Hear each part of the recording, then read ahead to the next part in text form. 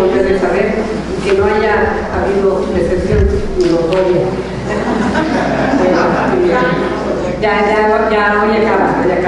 De verdad que estamos todos muy contentos y muy agradecidos por su participación, por el trabajo que realizaron ayer, que creo que fue muy grato para todos y muy importante para los propósitos. Bueno, pues me permito leer la semblanza de la doctora Guzmán.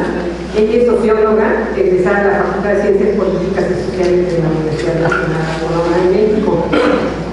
Obtuvo su maestría en Ciencias Sociales por la Facultad Latinoamericana de Ciencias Sociales, sede en México, y su doctorado en Ciencias de la Educación por la Universidad de París 8 en Francia. Actualmente es investigadora titular del Centro Regional de Investigaciones Multidisciplinarias de la UNAM y es miembro del Sistema Nacional de Investigadores Nivel 2. Ha desarrollado una línea de investigación en torno a los jóvenes y a los estudiantes que la ha llevado a incursionar en sus valores, preocupaciones y puntos de vista. Sus investigaciones se enmarcan dentro de la problemática en torno a la desigualdad educativa en el nivel medio superior y superior.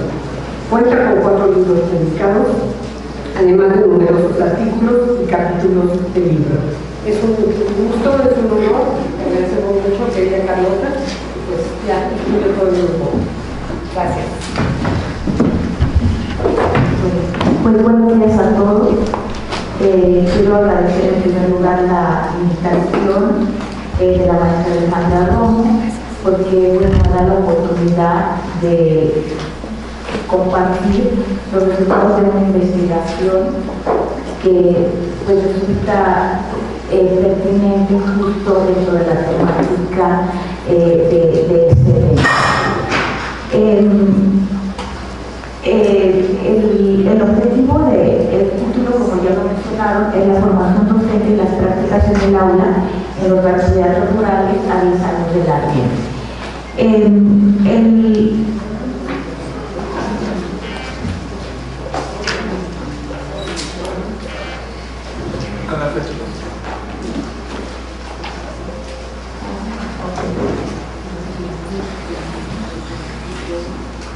El objetivo de la presentación es dar cuenta de los procesos de formación docente implementados a partir de la Reforma Integral de la Educación Media Superior, la RIEM, y su relación con las prácticas en el aula desde la perspectiva de los propios actores, es decir, de los directores y responsables, de los docentes y de los estudiantes. Me voy a referir al caso de los bachilleratos rurales, me voy a referir específicamente al caso del bachillerato estatal, el caso específico de Veracruz, de educación media superior a distancia, el SAT, y el telebachillerato comunitario. Yo sé que muchos de ustedes conocen el subsistema de educación media superior, y si alguna de las características es la heterogeneidad de este sistema, tanto en modalidades de organización, pero bueno, yo aquí lo que quiero rescatar es la especificidad de los bachilleratos rurales, es decir, hay ciertas características propias a los entornos, a los contextos territoriales del medio rural. Para ello quiero hacer el encuadre de la investigación. Me tengo que referir al contexto de los bachilleratos, a las condiciones que tienen los responsables docentes y estudiantes, para pasar entonces a la formación docente, los planes y programas de estudio y las prácticas en el aula. Lo que yo les voy a compartir son los resultados de una investigación que me tocó a mí realizar a petición del Instituto Nacional de Evaluación de la Educación. Lo que se solicitó fue un estudio acerca de los avances y las dificultades de la Reforma Integral de la Educación Media Superior en dos ejes de la reforma: la implementación curricular y los procesos de gestión escolar. Y se consideró que a 10 años de la RIEMS se tendría que hacer como una evaluación de qué es lo que ha pasado. Pero más allá de hacer como una evaluación a partir de ciertos parámetros o de ciertos indicadores, lo que se trató en este caso es de conocer la propia perspectiva de los actores, es decir, qué es lo que pensaban todos los actores que están involucrados en el proceso. A mí me tocó hacerlo específicamente en los bachilleratos rurales, ya que precisamente por su tamaño, o sea, son bachilleratos, son planteles más reducidos que los planteles promedio del subsistema, no se podía implementar instrumentos generalizados como las encuestas, porque bueno, vamos a ver, son planteles muy pequeños. Entonces lo que se optó es por hacer un estudio de carácter cualitativo. Entonces la pregunta de este estudio fue cómo ha sido el proceso de apropiación y la puesta en marcha de los dos ejes que estructuran la reforma del marco curricular común y los mecanismos de gestión. Dentro de los mecanismos de gestión, ustedes recordarán, está contemplada la profesionalización docente. Entonces ahí es donde yo quiero poner el acento en cómo se dio la formación docente en los bachilleratos rurales, qué es lo que pensaron los docentes acerca de esos procesos de formación docente y de alguna manera contrastarlo con lo que sucedió y la manera en que esto se hizo visible en las prácticas del aula.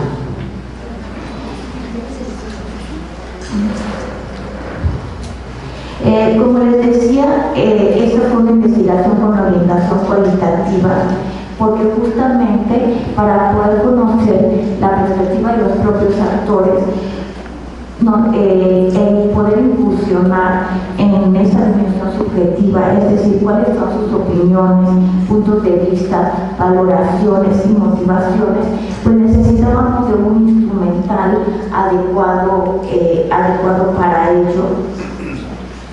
Y utilizamos entrevistas, se hicieron entrevistas a 16 funcionarios estatales, subsecretarios de Educación Media Superior y de los propios servicios, 27 directores, 69 docentes y 127 estudiantes. O sea, para hacer un estudio cualitativo fue bastante amplio. Se visitaron 27 planteles en 5 entidades federativas: Morelos, Puebla, Sonora, Veracruz y Yucatán. Se trató de tener un criterio más o menos de ubicación regional, teniendo en cuenta que tomaran en cuenta estados del norte, del centro, del sur del país, pero también otros criterios que tienen que ver con cobertura y con diferencias al interior de cada una de las entidades federativas. Este trabajo se llevó a cabo en el 2017 y los resultados están ya publicados, lo pueden consultar en la página del INE, como avances y dificultades en la implementación del marco curricular común. Yo creo que para poder comprender lo que sucede en los bachilleratos rurales, tenemos que de alguna manera tomar en cuenta el contexto de la educación media superior en el medio rural. Les puedo decir que de todos los problemas que son reconocidos en la educación media superior, como la cobertura, la calidad, la permanencia, el abandono, todos ellos son mucho más graves en el medio rural, a excepción de la permanencia, en donde ahorita vamos a ver por qué la permanencia, si los indicadores de permanencia son mayores. Una de las grandes, así si nos vamos como a los indicadores más elementales, como es la cobertura de la educación media superior. En el 2011, los jóvenes de 15 a 17 años que cursaban la educación media superior en el medio rural representaban el 36%, en contraste con el 60% en el medio urbano. 88% de la matrícula de la educación media superior corresponde a planteles ubicados en el medio urbano y 22% en el medio rural. Aquí la permanencia, que les decía, es el único indicador que es mejor en el medio rural, porque el abandono, las tasas de abandono en el medio rural en el ciclo escolar 2011-2012 fueron de 11.9 y en el medio urbano del 15.8%. Una de las hipótesis por qué es mejor la permanencia es porque los estudiantes de educación media superior tienen las becas Prospera, que las becas Prospera están enfocadas a todas las familias de más alta marginalidad que tienen hijos estudiando inscritos en el sistema de educación, en el sistema educativo nacional. Entonces esto hace, ante la necesidad de las familias, que busquen que los hijos no salgan que sigan estudiando, ya sea como sea, porque esto significa un ingreso para la sobrevivencia de las propias familias. En cuanto a la calidad educativa, más allá de cualquier indicador y de lo cuestionable que puedan ser los indicadores de calidad de planear, encontramos datos que son como muy reveladores. Por ejemplo, en matemáticas, el 75% de los estudiantes de bachillerato estatal y el 82% de los de bachillerato comunitario presentaban los niveles más bajos de la prueba, cuando la media nacional es de 66.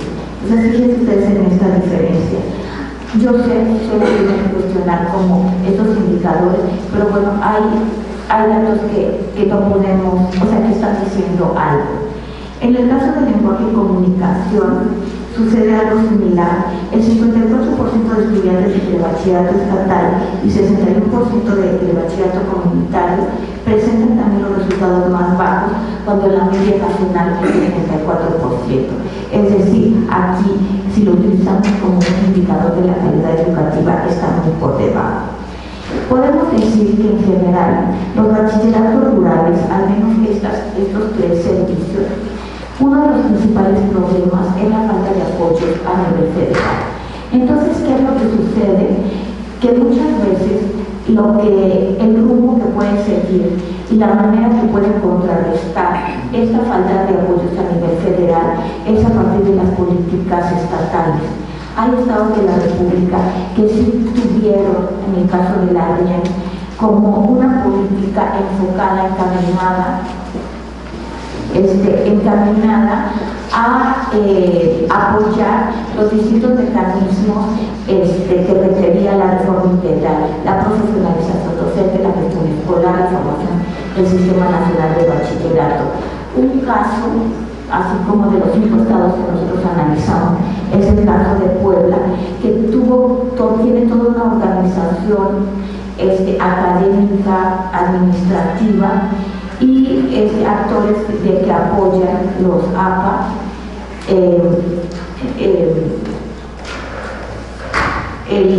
que de alguna manera tuvieron efectos en facilitar este proceso de implementación de la RIEN. El caso de Yucatán tuvo también como ciertas políticas de apoyo sobre todo a la profesionalización docente, que también tuvieron repercusiones. Sin embargo, otros estados de la República, Sonora, Puebla, Veracruz, pues dejaron a las subsecretarías estatales a la deriva. Entonces aquí sí se ve cómo la falta de apoyo federal puede ser compensada a nivel estatal. Aquellas entidades federativas que no tuvieron ese apoyo estatal tuvieron que recurrir al apoyo municipal, al apoyo de las localidades, de las comunidades y de las propias familias.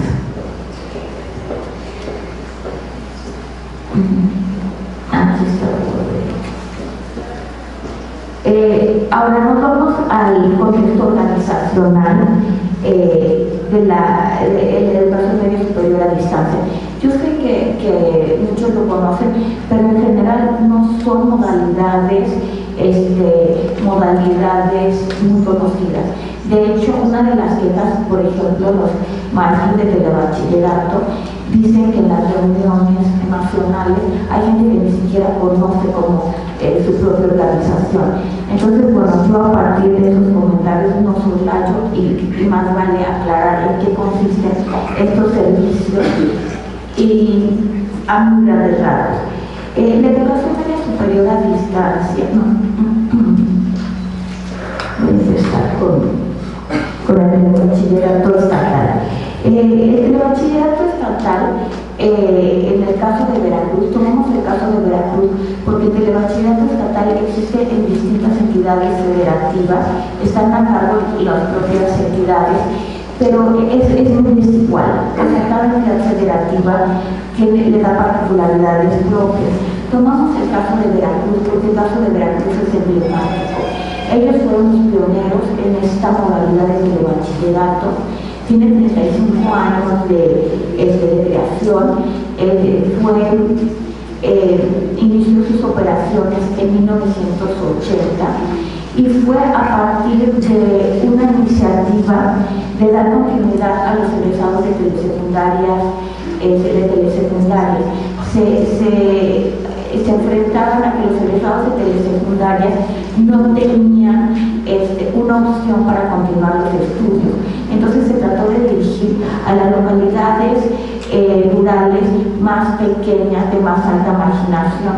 Entonces el bachillerato estatal nació como una continuación de la telesecundaria, utilizando los recursos audiovisuales. Empezó como televisión y con un docente que era el que coordinaba.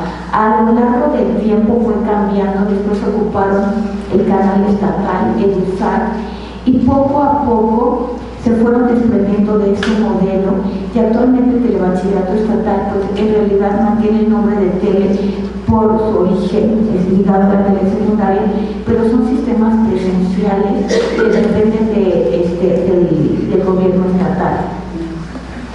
Depender del gobierno estatal implica que dependen organizacionalmente del Estado, pero no tienen un apoyo. O sea, no tienen apoyos federales, o sea, lo que les da el Estado es lo único con lo que cuentan. ¿Y qué es lo que les proporciona el Estado? Una clave para operar y el pago a docentes. Lo demás lo construyen los propios padres de familia, los propios planteles, el mobiliario, los insumos, y para eso existe, eso sí, como que garantizaron un modelo en donde los patronatos escolares son los encargados de proveer. El telebachillerato estatal inició con 40 centros, pero en la actualidad en Veracruz existen 1.667 planteles y la matrícula cubre casi el 30% de la matrícula general.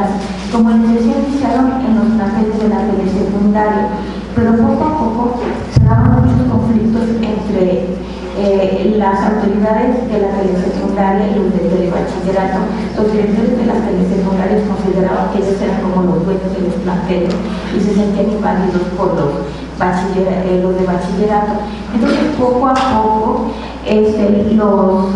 los telebachilleratos fueron construyendo sus propios planteles.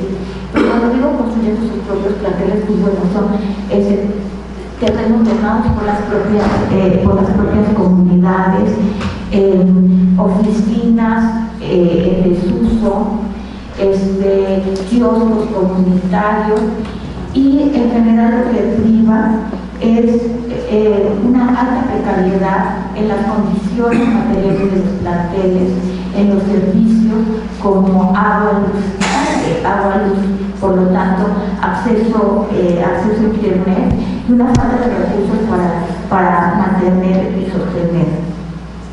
La planta docente en general están diseñados por plantas pequeñas que contemplan un coordinador y 4 docentes. Pero sin embargo esto ha cambiado porque el tamaño de los planteles es muy variable, y de hecho ahora existe también en el medio urbano. La educación media superior a distancia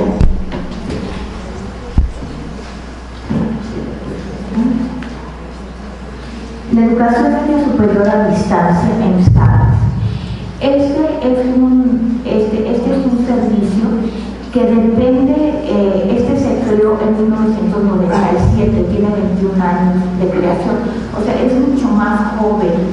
Y una de las grandes modalidades es que tiene un carácter federal, mitad federal y mitad estatal. Puede depender del colegio de bachilleres o de los colegios de CECITE. Las siglas son, siempre se me olvidan. No, de CECITE. O sea, de ciencia, o sea, tanto el ENSAR puede pertenecer a colegio de bachilleres o puede pertenecer a CECITE en términos organizacionales, pero el 50% corresponde a cada entidad federativa su mantenimiento. Entonces, en este sentido, los ENSAR tienen condiciones mucho mejores que los telebachilleratos estatales, pero han seguido como una ruta similar, que es un rasgo de los bachilleratos rurales. Iniciaron también en instalaciones de las telesecundarias, por los mismos conflictos se fueron separando y ya muchos tienen sus propios planteles, pero el 60% tienen sus propios planteles, pero hay 40% que no lo tienen. Entonces lo que sucede en el ENSAR es que son condiciones muy diferentes. Por ejemplo, los que pertenecen a CECITE, hay planteles que tienen condiciones óptimas y dependiendo también de la entidad federativa. Sin embargo, hay otras entidades en donde hay planteles que tienen condiciones de alta precariedad. Al igual que el de bachillerato estatal, ENSAR, pertenecen al bachillerato general y operan bajo el currículum del bachillerato general. ENSAR inició también como un sistema a distancia. Sin embargo, tanto a petición de los padres de familia como de las propias comunidades que querían sistemas presenciales, se fue transitando a este sistema presencial y algunos prevalecen con modalidades mixtas. Sin embargo, la mayoría son presenciales. Ahora, aquí la manera de subsanar esa falta de presupuesto es que ENSAR cobra colegiaturas. Bueno, telebachillerato estatal también. No está prohibido decir colegiaturas, o sea, apoyos. Pero es una cuota semestral que para las propias familias son muy numerosas. O sea, y hay un nivel de exigencia, ¿no? De otra manera, implícitamente, en el caso del telebachillerato estatal, al tener esta fuerza del patronato escolar, el patronato escolar es un generador de recursos. Aquí en el ENSAR, la vía son las cooperaciones.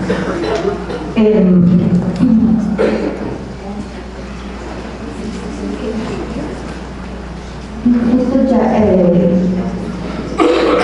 sí, pues, tenemos que las condiciones son mejores, sin embargo, eso no quita que existan carencias. Las carencias principales es, en la mayoría no hay bibliotecas, no hay laboratorios, ni salas de cómputo. Los sanitarios son casi siempre insuficientes y por su propia localización en las comunidades rurales el acceso a internet es muy difícil. Otra de las carencias también en las tres modalidades de los bachilleratos rurales es que no hay actividades paraescolares. O sea, por una parte, es una contradicción porque se basa en el currículum del bachillerato general que contempla actividades artísticas, actividades deportivas. Sin embargo, en los bachilleratos rurales no se imparte, o sea, de manera formal, sino son actividades que se realizan de manera informal a partir de las propias habilidades y tiempos de los docentes. Que alguien sabe fútbol, pues quiere fútbol. Que no sé quién sabe baile, pues se dé baile. Pero no tienen el carácter formal ese que tienen. Y por otra parte, pues bueno, todas las competencias que son factores, al regirse tanto los tres subsistemas, los tres servicios, por el currículum del bachillerato general, se rigen por el enfoque por competencias.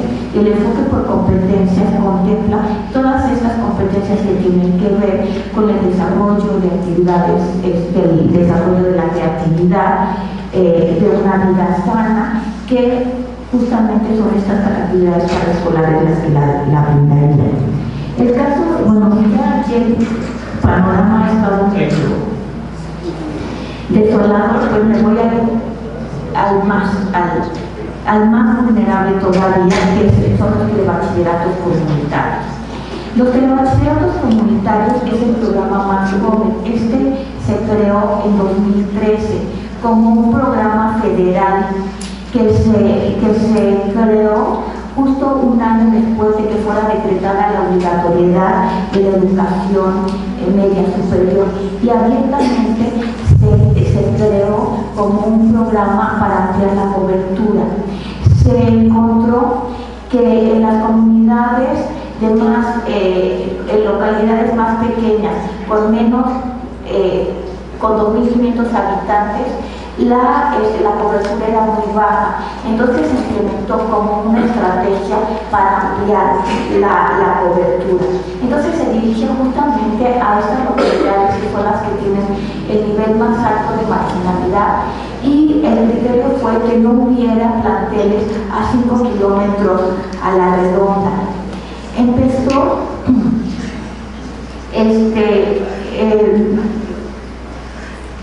actualmente se cuenta con 3.300 planteles y con una matrícula de 131.561 estudiantes a nivel nacional.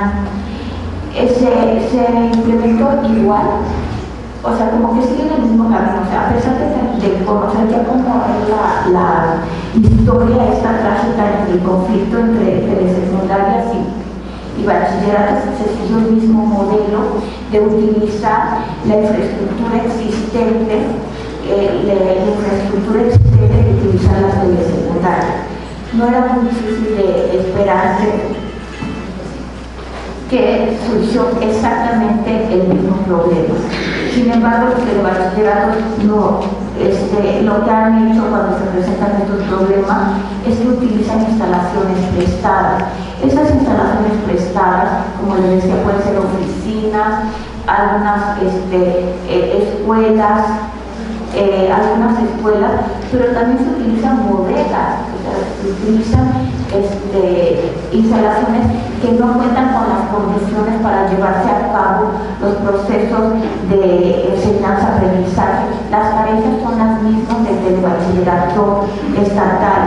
Y aquí también se planteó como un servicio gratuito que dota de libros de textos gratuitos para cada una de las asignaturas, aquí la estrategia que se siguió es que el primer año fue cubierto por el gobierno federal, y a partir del siguiente año corresponde el 50%, el pago a docentes le corresponde la mitad a las propias entidades federativas, y también el sostenimiento, insumos, mobiliario. Para abrir el bachillerato lo que se les da tiene que haber 12 estudiantes por lo menos, una mesa, una silla, una computadora.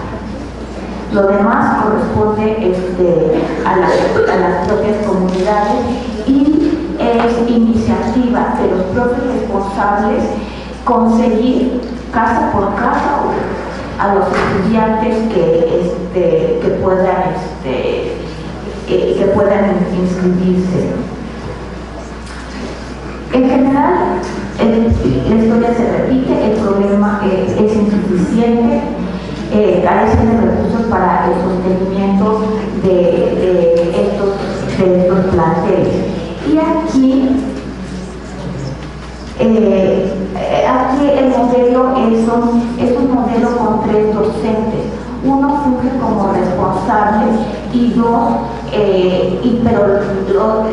como responsable, además de ser docente. Entonces es una planta de 3 docentes contratados 20 horas para realizar las actividades docentes y 10 horas más para los responsables para realizar las actividades de gestión escolar, y cada uno se dedica a una de las 3 áreas que son matemáticas y ciencias experimentales, comunicación y lenguaje, y ciencias sociales y humanidades. De hecho, las 20 horas contempladas haciendo suma no alcanzan a cubrir todas las asignaturas que exige el programa. Nos vamos a las condiciones de los responsables y docentes. En general, los docentes de telebachillerato estatal y de telebachillerato y de EPSA son docentes que tienen plaza, ya sea 3/4 o plaza completa. En telebachillerato estatal lo máximo que puede haber 3/4, pero de alguna manera cuentan con algunas prestaciones laborales como vacaciones, acceso a servicios médicos. Aquí en el caso de telebachillerato comunitario, al tener un estatus de programa federal, ellos ya están contratados por honorarios. Esto no tienen acceso a las prestaciones laborales, a ninguna prestación laboral. Los contratos se renuevan cada año y por ello tienen como la incertidumbre de continuar o no, y además de todo se retrasan los pagos porque se tiene que hacer un juego ahí entre los apoyos estatales y federales. En general, los docentes de los telebachilleratos comunitarios son docentes jóvenes recién egresados de la licenciatura, pero bueno, no cuentan con una formación didáctico-pedagógica y pues así se lanzan. El caso del EPSAT, del bachillerato estatal, al tener programas de mucho mayor antigüedad, entonces ellos sí se han ido formando poco a poco. Bueno, si bien las condiciones son mejores, hay como ciertas características que son comunes a los bachilleratos rurales, independientemente de la modalidad, que es que el lugar de residencia de los docentes está alejado de su lugar de trabajo. Entonces esto implica tiempo en el traslado, gastos en el transporte, y por otra parte también ellos consideran que realizan muchísimo más múltiples actividades que superan las horas contratadas, porque como no existen estas figuras de apoyo técnico pedagógico, orientadores, psicólogos, todo lo tienen que hacer los propios docentes, las actividades paraescolares. Entonces hay un sentimiento generalizado de que su trabajo no es remunerado como corresponde y que tienen una sobrecarga laboral muy fuerte. Otro de los problemas principales a los que se enfrentan, siempre las condiciones, sí quiero aclarar, de EPSAT son como distintas, ¿no? Pero en el caso de telebachillerato estatal y telebachillerato comunitario hay un problema muy serio entre la incompatibilidad entre el perfil profesional de los docentes y las asignaturas que imparten. O sea, hay, por ejemplo, ingenieros que les toca, como puedan, impartir historia, ética, y pedagogos que tienen que impartir física, matemáticas. O sea, por la reducida planta y por la premura de los procesos de contratación no se logra hacer compatible. Entonces, bueno, todo esto les estoy dando los elementos para que podamos comprender los procesos de formación docente y de profesionalización. En realidad, la formación que tienen los docentes por lo general es en licenciatura, pocos con posgrado, y bueno, sobre todo se dan en EPSAT y en telebachillerato estatal, porque les decía, los de telebachillerato comunitario son recién egresados. Ahora también, esta cuestión de recién egresados, de verdad, o sea, la entrega que tienen desde el bachillerato comunitario, jóvenes con ímpetu, entregados completamente a su trabajo.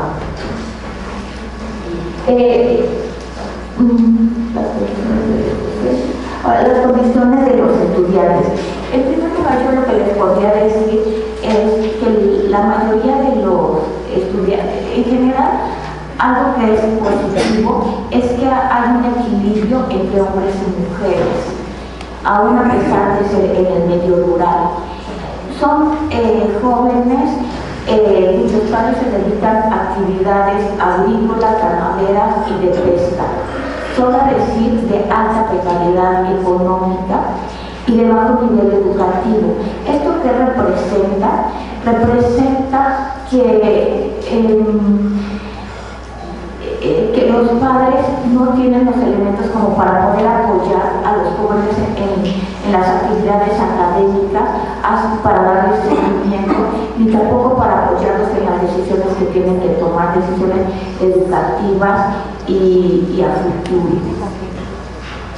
Esta alta precariedad económica también se refleja en que los estudiantes, muchos de ellos trabajan en actividades agrícolas o bien en apoyo a las familias, como comercios, actividades a nivel informal. Pero en general son jóvenes, yo digo que son los de la triple jornada, porque, o sea, por una parte estudian, por otra parte trabajan, pero ellos se dedican también, cooperan en los quehaceres domésticos, tanto los hombres como las mujeres. Las mujeres en el cuidado de familiares que pueden ser hijos o bien adultos, y los hombres también en la ayuda en las labores domésticas, con las actividades que se derivan, las actividades agrícolas. Entonces, en este sentido, son jóvenes que tienen poco tiempo para dedicarle a los estudios. Los fines de semana son como los más relajados y tienen las actividades propias de las comunidades, fútbol, asisten a las fiestas comunitarias, y en general los jóvenes tienen un arraigo hacia sus comunidades. No están interesados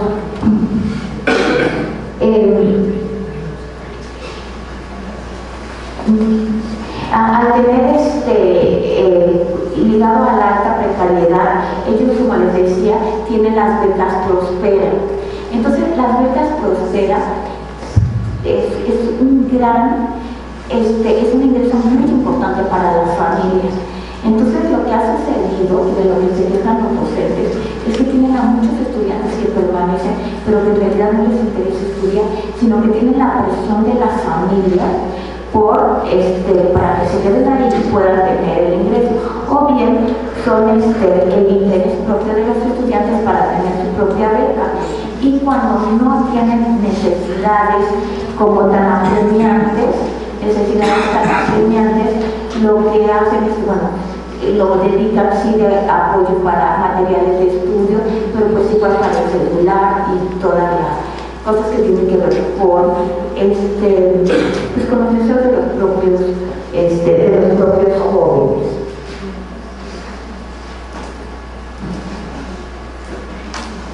Son jóvenes, por lo tanto, conectados a redes sociales, no tienen un gran interés en las actividades propiamente académicas.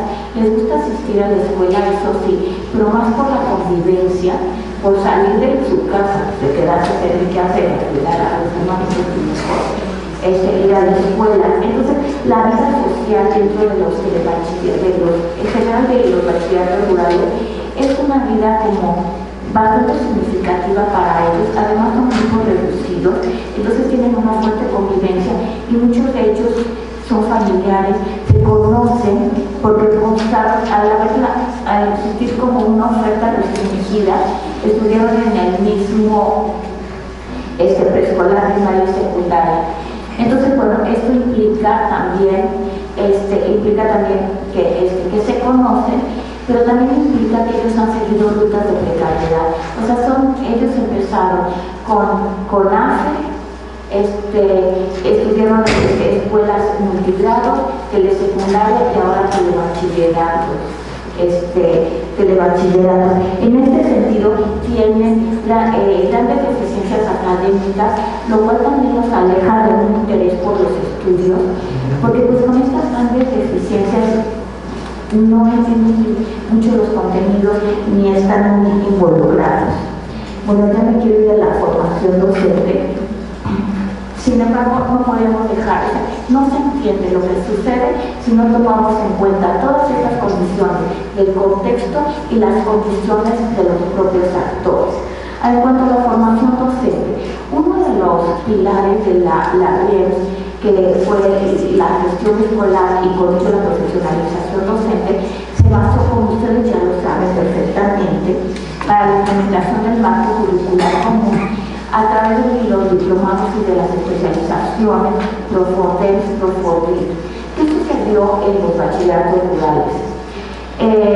Telebachillerato estatal y el SAT sí tuvieron acceso a estas especializaciones, sin embargo pocos se certificaron, pero esto fue producto de un gran esfuerzo. Por una parte, ellos decían que los lugares para donde se llevaron a cabo los diplomados y las especializaciones estaban muy alejados de las comunidades donde trabajan y donde viven. Entonces, si no contaban con los apoyos para hacerlo, fue un gran problema. Tanto los apoyos económicos como apoyos de traslado, pero también de descarga académica. Los que lo hicieron fue como producto de un gran esfuerzo y compromiso. La opción de cursar a distancia en los bachilleratos rurales no funciona. O sea, no funciona porque hay un problema serio de acceso a Internet. Entonces ellos no podían acceder a la plataforma. Entonces todo este nuevo giro que se ha dado a través de Posdat, a ellos no les resulta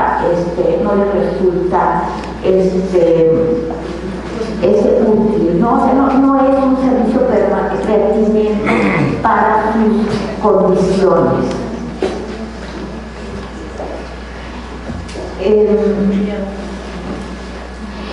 En general ellos hablan como una etapa importante, los que lo pudieron usar, consideran que sí fue importante, sobre todo como para poder comprender todo el enfoque. Sin embargo, bueno, hay también un sector que dicen que era muy repetitivo. Entonces dicen, es que tomamos el primero y al año siguiente otra vez lo mismo. Otros también, las quejas que dicen, es que estuvo más enfocado a cómo opera la reforma, más que a la dotación de recursos para la formación. Entonces ellos dicen, bueno, es que de la ley de 1942 estábamos hasta atrás, de las 11 competencias también, y cuando necesitábamos otra cosa. Entonces la percepción de los docentes es que sí nos dieron herramientas, pero tuvieron un enfoque como mucho más técnico que un verdadero proceso de formación y se dejaron de lado cuestiones disciplinarias. Y más allá de estos recursos, nosotros necesitábamos cosas de nuestra propia asignatura y cosas que no obtuvimos. ¿Qué pasó en los telebachilleratos comunitarios? Otra vez viene la historia siempre más grave. Los telebachilleratos comunitarios son así que llegaron tarde a la cena. Ellos llegaron en 2013, cuando había pasado ya el boom de Profondes. Entonces, ellos dicen, cuando llegamos nosotros, pues se enfrentaron como a las mismas dificultades de traslado, de descarga, y no los podíamos cursar. Cuando se logró cursar, todos los docentes ya estaban como mucho más adelantados que ellos. Estaban mucho más adelantados con ellos. Entonces, ¿qué es lo que sucedió? Que fueron las propias instancias, otra vez, estatales o desde los propios planteles, que los docentes se formaron a partir de las reuniones de colegiados. Y sobre todo fue muy importante cuando los directores sí tenían la formación, porque fueron los propios directores los que formaron, que se puede llamar formación, a los docentes. Y en las reuniones de colegiado se hablaba y podía plantear sus dudas. En general, los docentes de bachillerato comunitario dicen, a nosotros nos hacen falta herramientas de formación didáctica, no tenemos la formación para ello. Entonces, ¿qué es lo que hicieron en el aula? Es, como los libros de texto tenían el enfoque de competencias, es decir, utilizó básicamente los libros de texto. Y dado que los libros de texto están basados en el enfoque por competencias, pues yo estoy aplicando el enfoque por competencias. En general, lo que les puedo decir es que los docentes de los bachilleratos rurales consideran muy importante el proceso de formación, pero ellos prefieren 1000 veces